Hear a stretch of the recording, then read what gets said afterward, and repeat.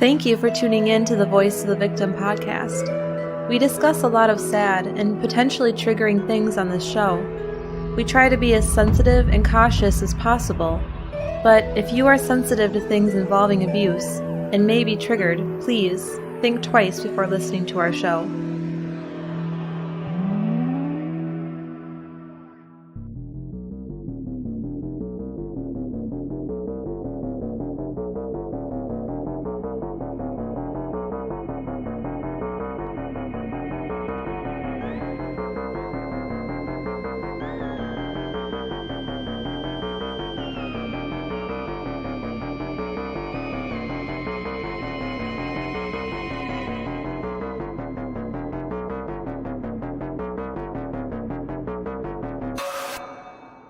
Welcome to the Voice of the Victim podcast.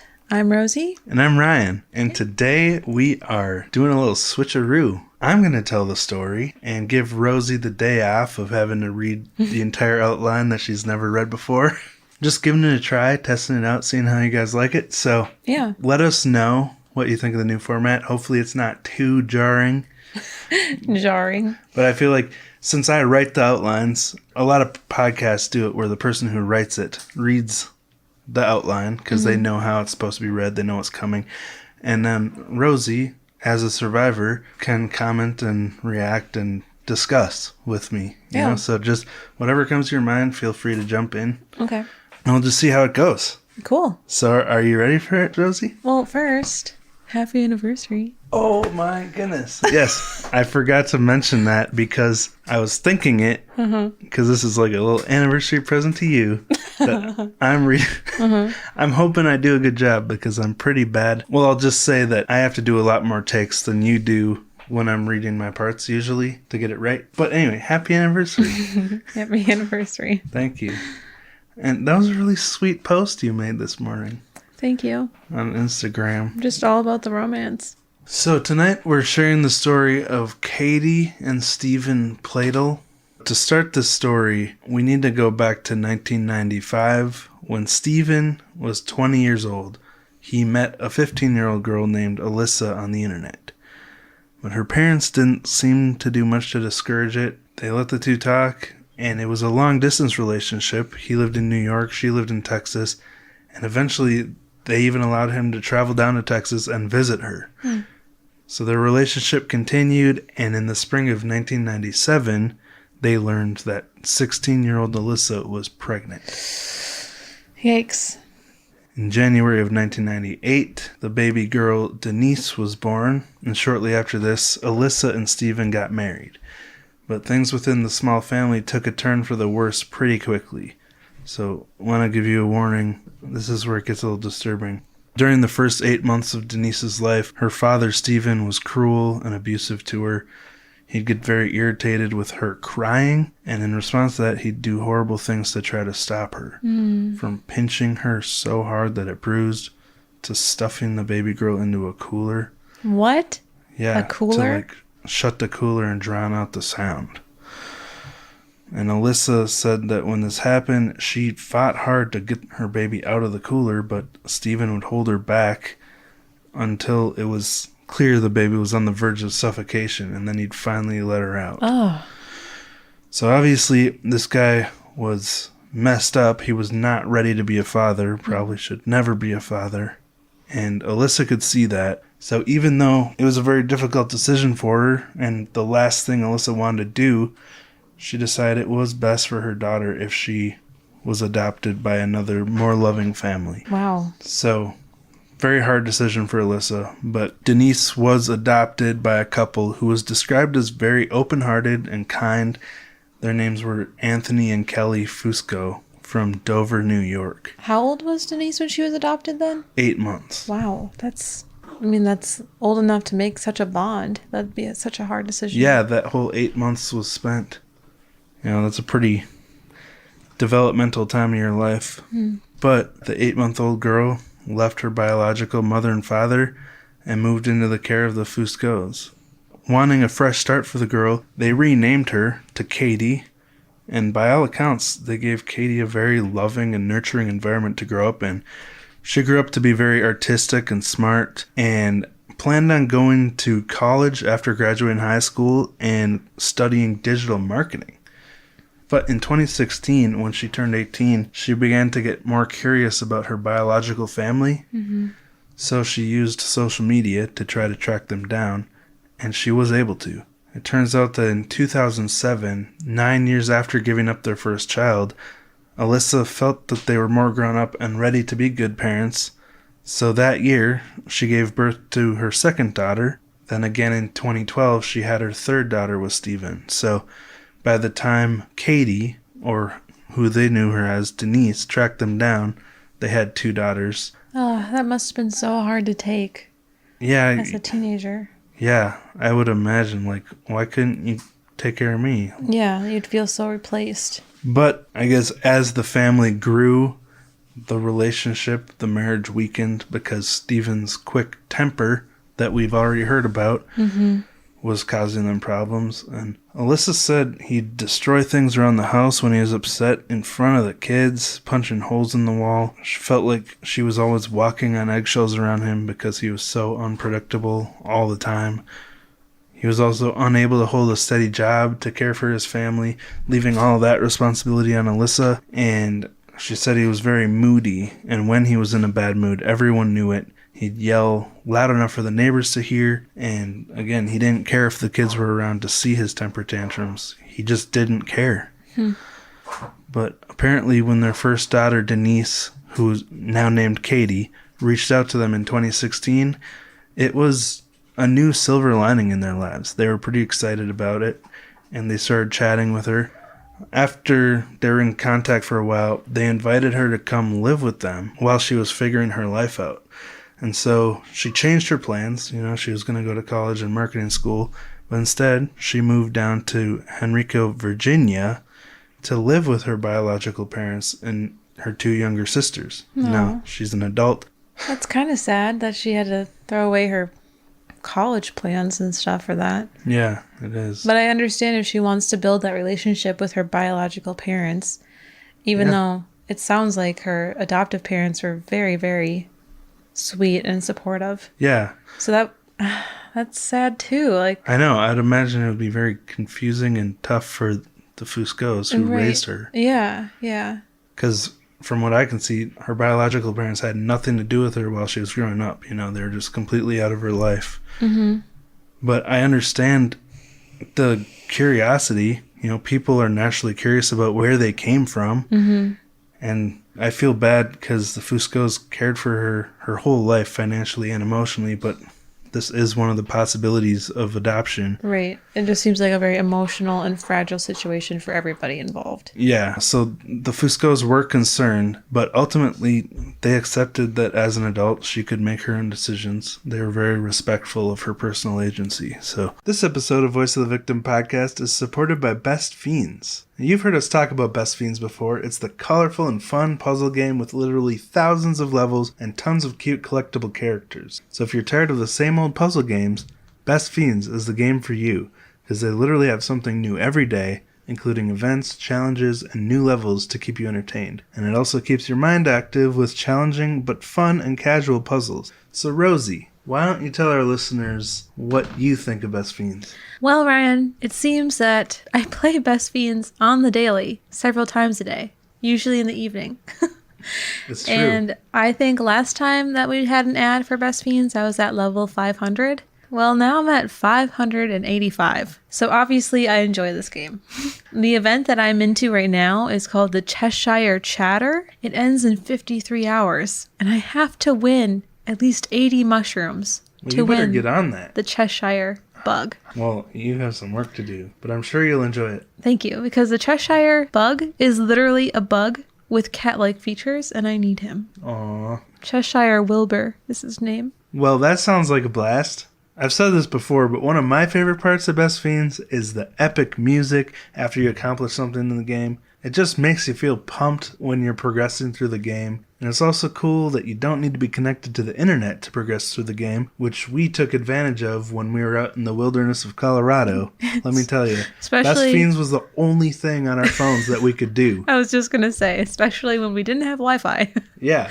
Hot Sulphur Springs out in... Nowhere. And yeah, Best Fiends was literally the only thing we could do on our phones. So we are very grateful for that. So join us and millions of other people who are already playing this fun puzzle game. Download Best Fiends for free on the Apple App Store or Google Play today. That's friends without the R, Best Fiends. So now she's moving down with her biological parents. Having Katie around seemed to have a profound impact on Steven. He began to care more about his appearance. He started to trim his beard to look more trendy. He started wearing skinny jeans. And, maybe the influence of having an 18-year-old girl around to tell you what's in with fashion and all that. Just trying to impress his daughter, like, I'm cool, I'm hip. Yeah, I mean, I think parents with teenage kids are typically more fashionable because, teenagers do tell you when your clothes are out of fashion. Mm-hmm. And Katie seemed thrilled to have a relationship with her biological parents again. She really got along well with her father. But Alyssa couldn't stop thinking about how Steven had treated Katie as a baby when she was Denise. And she couldn't stop thinking about the abusive things Steven had done to her, and it started to eat away at her. So Alyssa decided that Katie had the right to know exactly how Steven had treated her as a baby. That's kind of weird, too. Like, jealous almost. Yeah, so Alyssa decided to tell her. But Katie seemed to take the news very well. She seemed to easily forgive him for what he had done so long ago. I guess she just figured it was in the past. It really doesn't affect her anymore. Mm-hmm. So why worry about it? Which is an incredibly selfless way to feel about something like this. Right. I would imagine it would be kind of disconcerting. I don't know how I would feel about it, learning that. Yeah, I guess... I mean, you can look at it two ways. You can look at it as water under the bridge, and now they're building a good relationship and choosing not to let the past interfere with the future.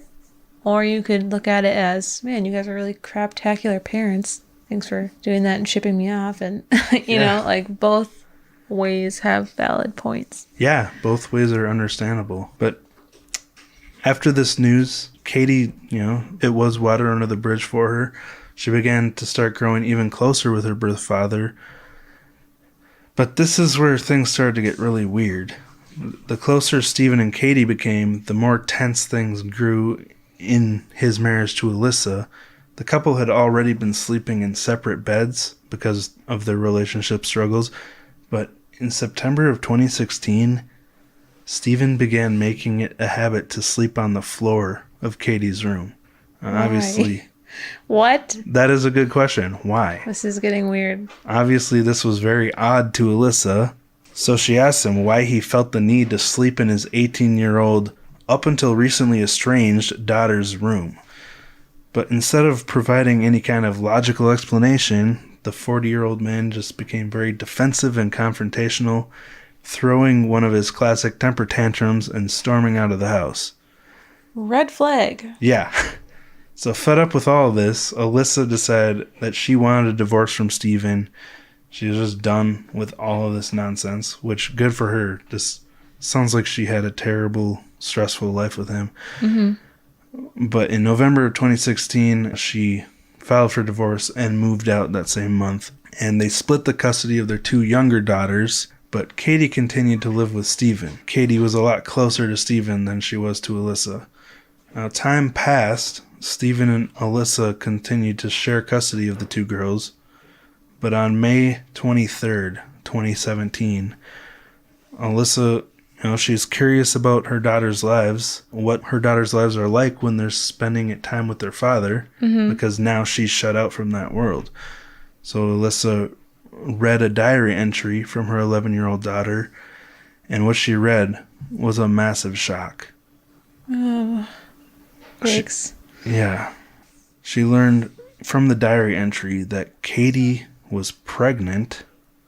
Oh, and also that Steven had instructed his two younger daughters to call Katie their stepmom instead of their big sister. No.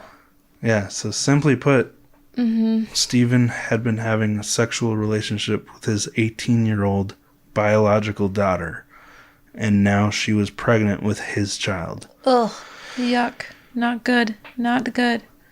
This was such a huge bombshell to me when I was researching this. When I first learned about this, I was just like, what the heck? Because it's not like a grooming situation or like an adult taking advantage of a little child, because she was 18. Yeah. Like, she hadn't known him until this point in her life, so it's not like he was grooming her whole life.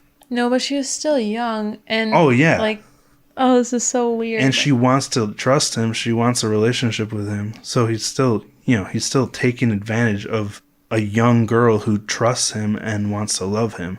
But we'll talk more about that later. Obviously, this was a huge shock to Alyssa. She had no idea Steven and Katie's relationship had gone that far. Right. She felt sick and nauseous and started screaming in rage and frustration. And right away, she called her ex-husband, who, again, was in his early 40s, to confront him about why his 18-year-old daughter is pregnant with his baby. Can you imagine, like, if you were married to that man? And like, No. How could you even process that? That would be so much. I cannot imagine all of the different lines of thought running through her head and what... I mean, that's just so messed up. It's so messed up. Well, yeah, it's interesting you say that, because when she confronted him about it, his response was even more sickening. He said, "I thought you knew. We're in love." And obviously I thought you knew? That's what he said? Yeah. I thought you knew? So obviously their relationship had started long, like as soon as he started sleeping in her room. Pretty much September of 2016. But, she was still shocked and in distress. And so she asked him, "How could you?" Yeah. And she continued, "You're sick. She's a child." So, like you just said, she was just in shock, disbelief. And again, like 18 years ago, Alyssa wanted to protect her firstborn child from the abuse of her twisted ex-husband, who had originally preyed on Alyssa when she was only 15.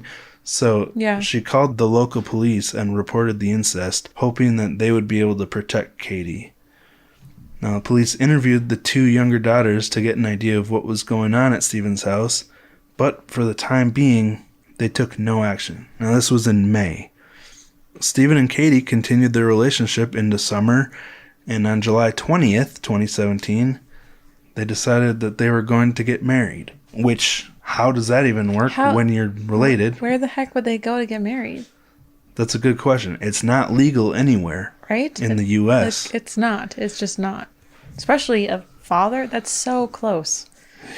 But just to take a breather here, I can't imagine the emotional pain that has gone into causing all this confusion in Katie's mind, where she would think this is okay. Like, it's so sad that Steven was able to get her under his spell like this, because from the outside, it seemed like she was doing all of this willingly. And as we'll go, we'll see that she was treated as if she was as guilty as Steven for all of this stuff. But it's sad because she was a very beautiful young woman and could have had so many great options if she wanted to find a man, and yet she appeared to want to be with her own dad. So it's something I can't wrap my head around. I can't either. Can't explain it, but it's just sad. I mean, it's crazy because she's 18, so she obviously knows that's a bad idea. It's a bad thing. But, I mean, 18 is an adult, but it's still a very fresh adult. It's not like yesterday you were 17, now you turn 18, and all of a sudden you know. No, I know, but you still know you're not supposed to have sex with your dad. Oh, yeah. I mean, there's... Yeah, you do. The very bare minimum there. But, like I said, I wonder what kind of manipulation went into their relationship as they were first starting to get to know each other.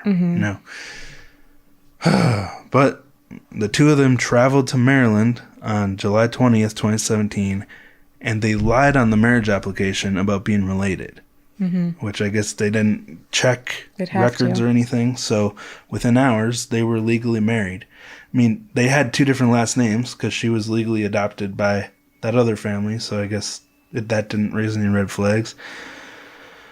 But a probably 41-year-old now man, legally married to his probably 19-year-old daughter at this point. Mm-hmm. When I learned about this case, I could barely believe what I was hearing.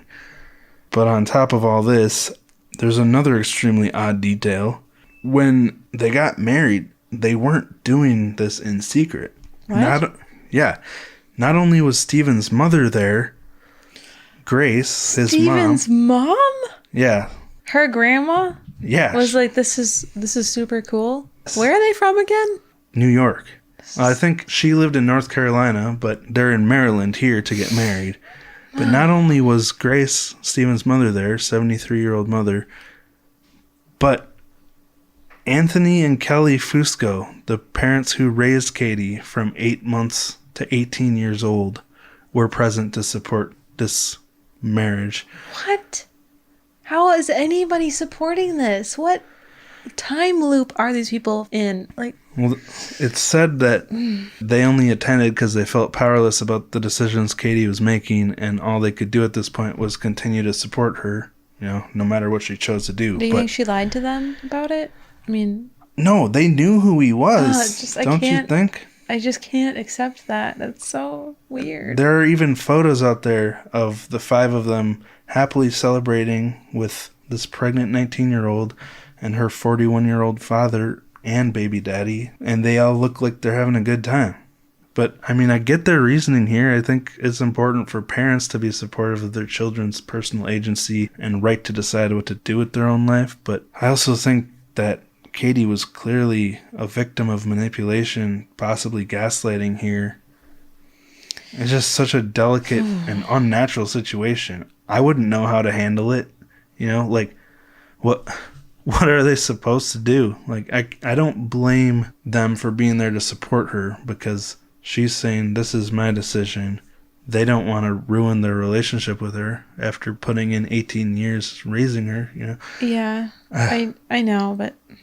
Yeah, I get what you're feeling too. It's just, it's so unnatural. Who could even know? How could anyone know how to handle this? But a few months after the marriage, Katie gave birth to her father's baby boy, who they named Bennett. And this poor kid, I feel so bad for the situation he was born into. Did he have birth defects and stuff? Not that I know of. Really? But you would imagine. Yeah. I don't know. But a few months later, in January of 2018, the police finally took action on the incest charges. This is 7 months later. Man, I can't believe it took that long. But both Steven and Katie were arrested and extradited back to Virginia. They were given DNA tests to confirm the shared genetics, and they were both officially charged with incest, adultery, and contributing to delinquency. Wait, they got charged for adultery? Yeah. That's a thing? I guess so, in that state. What? That's crazy, too. I didn't know that was a crime in the state. Well, it used to be. Yeah. And, a lot of states it's not anymore, but I guess in Virginia it is. But baby Bennett was put in the custody of Steven's mother, 72-year-old Grace, who was at the wedding. Now, Alyssa, the mother of Katie and the ex-wife of Steven, was appalled by this decision, being that Grace was in her 70s. She supported the wedding, and she's not prepared to take care of a newborn baby. Right. Also, I think it's very odd that they were both charged with the same crimes.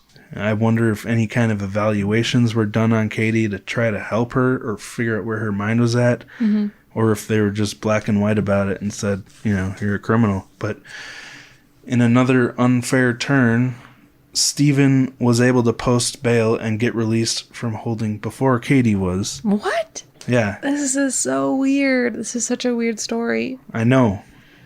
How the heck was he... He was out first? That doesn't make sense. I know. The whole thing seems so unjust to me, because I don't think she should have ever been arrested until have like a intensive evaluation. Right. But she totally needed a psych eval. Yeah. Stat. But he was released. He was ordered not to leave Virginia or have any contact with Katie. And Later, Katie was released on bail as well and was ordered to not have any contact with Steven. Now, when she was released, she went back to New York to live with her adoptive parents. And it seemed like she was finally going to have a fresh start. She was finally moving on from this and realizing how messed up it was. Well, that's good. Yeah. Now, although she was ordered not to contact Steven, she wanted to let him know that she was done with their relationship and wanted to move on with her life. So she called him to let him know. And I get that. If you're starting to realize how messed up this relationship was and you want to move on and start trying to have a normal life, you wouldn't want your ex out there thinking that you're both still in love. Mm-hmm. So you kind of got to cut that cord. But as usual, Steven did not take this news well. Instead of accepting any responsibility for the disgusting abuse of his daughter's trust, he flew into another one of his rages. On April 11th, 2018, he drove to his mother's house and picked up his infant son, Bennett. Now, according to Alyssa, even if Grace would have wanted to stop Steven from taking the baby, she wouldn't have been able to. You know, he's much stronger than her. She's in her 70s. It was considered illegal for him to do that, right? Yeah, he wasn't supposed to leave Virginia, but he drove, I think Grace was in North Carolina or something. Okay. So he drove down there, got his baby, told his mother that he was taking Bennett up to see his mother, Katie, in New York, which he wasn't supposed to do. But what happened next is just so tragic and heartbreaking, so we want to warn you, it gets really disturbing from here on out. Steven drove the baby boy to his home in Knightdale, North Carolina. He brought the child inside, and he went on to strangle him, taking the baby boy's life, and then he left his son's tiny lifeless body in a closet and shut the door. Oh, that's terrible. Like, no reason to do that. No. The baby boy was totally fine. Just out of rage. Oh. So after this, Steven left and drove 600 miles straight through the night up to New York. He arrived at Anthony and Kelly Fusco's home in the early morning hours and parked outside, sat in his van and quietly stalked the family from the street. And he knew their family routine. He knew that that particular day, Anthony and Katie would eventually leave to visit his elderly mother in Connecticut. Katie would go with him to visit her adopted grandmother. Mm-hmm. And when they pulled out of the driveway, Steven began following their pickup truck, and he followed them from Wingdale to New Milford. And when they were stopped at a stop sign between Route 7 and 55, Steven's rage took over again. He pulled up alongside the pickup truck with his daughter Katie and her adopted father Anthony inside. Then he pulled out a gun, aimed into the truck, and began firing onto Anthony and Katie, taking both of their lives, and he emptied out an entire magazine into the truck. Wow. There was an off-duty firefighter nearby who saw the whole thing play out, and he called 911 immediately to report the crime. But, it was too late to do anything about what happened. They were instantly gone. So Steven drove off after the cold-blooded killings. He headed down Route 7 toward New Milford, and the firefighter reported that to the police so they could find him. But soon after this, dispatch received another call. This time it was from Grace, Steven's mom, who said that she had just gotten off the phone with Steven, and he told her about how he took the life of his son, his daughter, and Anthony Fusco, all in this rage. So police responded quickly. They sent their officers out to Route 7 where Steven was reported to be, and they came across his blue minivan on the road, stopped. And when they approached the car, they realized he'd taken his own life as well. He killed himself too. Yeah. Wow, what a terrible story. I know. That's... So after all this tragedy, there was no one to charge no justice for the surviving victims of Steven's crimes. Alyssa, Katie's birth mother, and Steven's ex-wife, opened up about the struggles, saying, "It's been a difficult roller coaster of emotions because I'm so devastated by the loss of Katie and her adoptive dad and baby. But it's such a relief that I don't have to look over my shoulder anymore to see if Steve is there." And, I can't imagine what she went through her whole life living with this psycho, because he seemed to just be a bundle of tightly wound nerves, ticking time bomb ready to explode anytime things didn't go his way. And then, of course, thinking it's okay to have a sexual relationship and then marry his daughter. Yeah. And the fact that he maintained this rage as he drove 600 miles. Like, I've had times in the past where I've had emotional outbursts and broken something, but, I'd hope I'd never direct my anger toward another person. But he drove 600 miles and continued to hold on to that rage, never thinking once, like, I gotta calm down. This is crazy. But I guess, he had already taken the life of his son and thought it's too late now to turn back, so wanted That's probably why, after he killed his son, there was no point in stopping in his mind. Yeah. And then took his own life, avoiding all the responsibility for everything he did. And it's so sad that he ended up killing not only his firstborn daughter, who was also the woman he claimed to love so much, but also her adoptive father, who had been so supportive of their weird relationship. Like, he came to their wedding, he tried to be good to them, and now poor Kelly Fusco, she lost everything at once. Her husband is suddenly gone, and her daughter, because of this man who didn't know how to handle his emotions. Just took everything from her. So both Kelly and Alyssa are also victims of this crime who have to continue to live with the fallout from it. And just, it's so backwards because Steven claimed to love Katie so much, but he proved that he didn't love her at all. He just wanted to take advantage of this young, attractive girl who trusted him because he was her father. And he did take advantage of her. The moment she wanted to be done with this weirdness, he proved that he only wanted her for what he could get out of her. He didn't care about her happiness. Yeah. It just feels like the adoptive parents could have made some choices that would have ended up, I don't know, like, why didn't they? It's so confusing. But if the police could have gotten involved earlier, maybe some things could have changed. Yeah. Or if they would have done some kind of evaluation or therapy. Right. Well, I just wonder how differently things could have ended if Katie was given therapy and protection. If law enforcement, like you're saying, if they could have seen this relationship for the twisted manipulation and abuse of power that it was, instead of, oh, these two are having an incestuous relationship. Yeah. That's it, black and white. But I guess even if they did have suspicions about that, maybe they figured 600 miles was enough to protect her.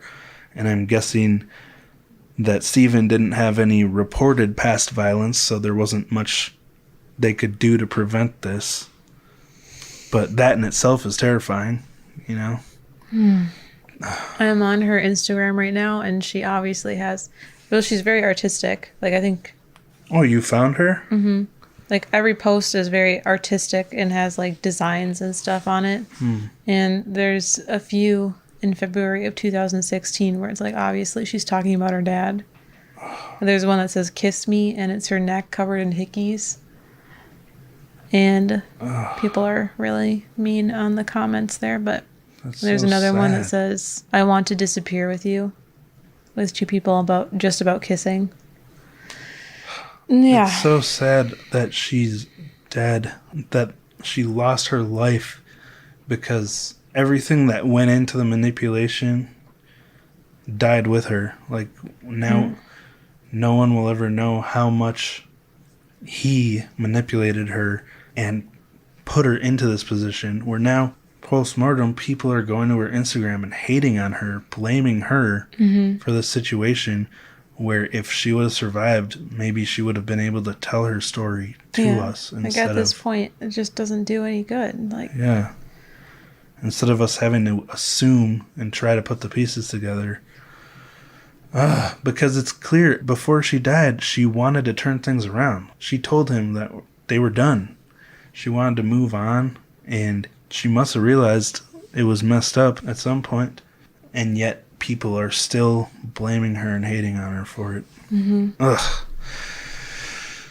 Well, I'm sick of talking about terrible dads that do this. Like, we've had a lot of stories lately of terrible fathers. Oh, and it's so sad. Her profile on her Instagram, like, you can put like a little thing, you know? It says beginner in art and beginner in life. And like, she's dead now. It's just, our last post was from 2017, March 18th, 2017. And when did she die? April 12th, 2018, I think.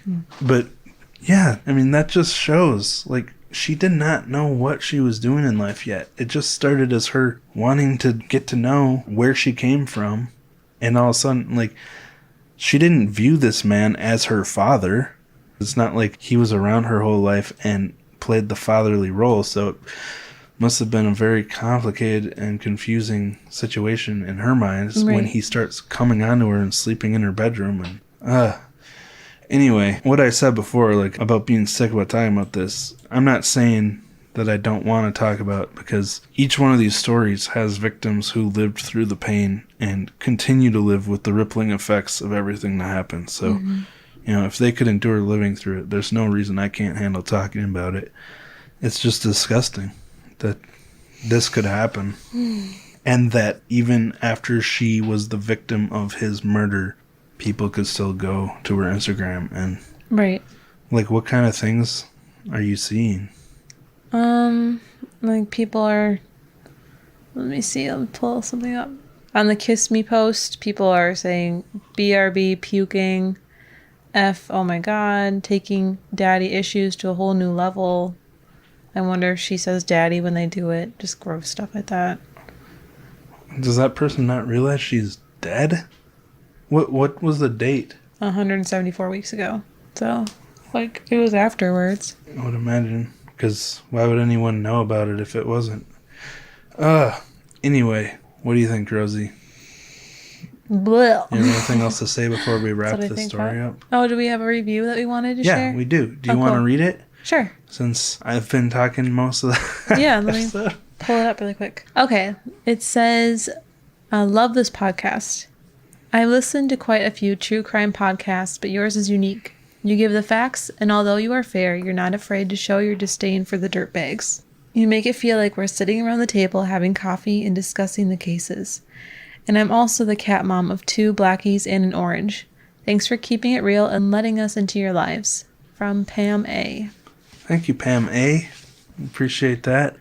Sometimes it's hard to keep it fair, because, like, I have no amount of understanding for this Steven Pladl. No, maybe it's because there's nothing available about his childhood or his backstory. I would imagine to create a person like this, it must have been a rough backstory. But it would explain it. Yeah. So if there isn't one, it's going to be even harder to digest. Or if there's some kind of sociopathy or psychopathy that's involved. I don't know, because he's dead. But sometimes it's hard to see all sides of things when someone does something so terrible. I found their, like, wedding invitation. How many people did they send a wedding invite to? I don't know, but she's obviously pregnant. Isn't that sad, though? She looks so young. Oh, this is her... He's in his 40s? This is her wedding day. Because I looked it up and she was wearing a short black dress. So that's the wedding. That's so weird. Hopefully, now that we've discussed this, we can push it away and be grateful for what we have and go celebrate our anniversary. Yeah, thankfully they don't involve our parents. Yeah. And I'm really grateful that we had the parents we had, you know? Of course, there's rough times. There's rough times in any family, but I'm grateful that we had parents that didn't do anything like this. What are you finding? I'm finding that Steven, like, he did manage to make himself look youngish. With the goatee and... No, he shaved that. Oh, like, he did? He had baby face and, like, skinny black jeans, and his shirt was rolled up. He kind of looks like Kylo Ren. Kind of. I don't want to put Kylo Ren in that kind of light. Well, like the long hair and the clean-shaven face. Yeah, like, from far away, he looks decently youngish. But, I mean, the one picture with him standing next to her with the dumb beard goatee thing and the dad jeans, yeah, like, he looks like super daddish right there. But it's just so weird. it is. It's so weird that there's a family photo with her adoptive parents and his mom. I guess that's the hardest part about this, is that these family members were in on it. And supporting this. And, like, maybe they weren't supporting it, but they didn't know what else to do, so they felt obligated to go and stand here for the pictures. Because her adoptive parents don't look happy. Like, it's just so weird. I can't... Which picture are you looking at? This one. I'll put it on Instagram. I guess they're kind of forcing a smile here. Like, closed-lipped smile. Like, this is weird. Yeah. But, I mean, his life was taken. Her life was ruined. I'm not going to judge them. I'm not going to blame them for any of this, because obviously all the blame goes on to Steven. Right. For all this. It's just He's real bizarre. A monster. But thank you for doing some side research and looking into her life. Because I don't care what anyone says, I see her as the victim of his manipulation. I do too. I do too. Obviously, it was a weird decision that she made, but I don't blame her for it because I've seen how manipulation can work with abusive power. So, yeah. Anyway. All right. You ready to go, Rosie? Or... Yeah, I'm just still fascinated. She did post the wedding, but she must have deleted it. She had it on her Instagram, but then she deleted it later. Well, that probably is another testament to her trying to move on. I don't know. I think this all happened so fast that, right. She didn't get much time to really turn her life around before it was ended. Yeah. Well, I'm glad that you found the story fascinating. I did find it fascinating. It is a wild, twisted story. You ready to wrap it up now? Yes, now I am ready. All right. Well, thank you all for listening. We appreciate you. If this is your first time here, we are on Instagram at VOV Podcast. We will be posting photos of that we were talking about from the wedding and of Katie and all that. And I think that's where we'll wrap it up. Yeah. Let us know what you think of me telling the story that I wrote. I will admit I didn't do as good of a job as I wanted to in my head of telling the story because I was a little nervous. But I hope that if we do make this change, it'll make recording a little more engaging because the person who already knows what's happening can read it. And then Rosie, I mean, you did a great job for the first time of doing your own research. Well, thank you. Looking into the person's life. I think that kind of balances out the teamwork so we can get a wider background on the life because I didn't even think about looking her up on Instagram. So thank you for that. You're welcome. It really added to the conversation, I think. So, all right. Well, thank you again for listening, and we'll talk to you next week. Bye.